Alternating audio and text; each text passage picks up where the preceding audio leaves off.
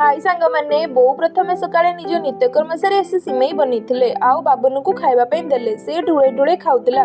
खाई सारला पर स्कूल पे रेडी होई जिबाकू बाहरिला। बोऊ ताकू ता स्कूल भ्यान बसे घर को भेले सेतेबेले मु आलू भाजुतिली। आलू भाजी सारी सिमेई सहित खाइदेली।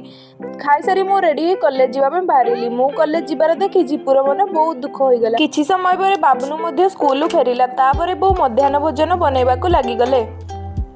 किछि समय पर मु कॉलेज रू फेरिली आउ जीपू मते देखि बहुत खुशी हो गला। खाइबा समय होई जाइथिला बोली जीपू मध्य खाउथिला। तो मध्य रोसई सार दिथिले आउ से आलू भर्ता बोइताळु शाग कुंदरी भजा काकुड़ी सलाड आउ डाली बनाइथिले। एते सारा स्वादिष्ट व्यंजन को देखि मु आउ संभाळी परिली नाही।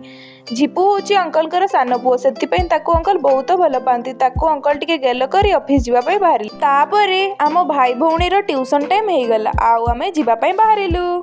वीडियो भल लागिले सब्सक्राइब करिबा पई जमा भूलिबेनी। जय जगन्नाथ।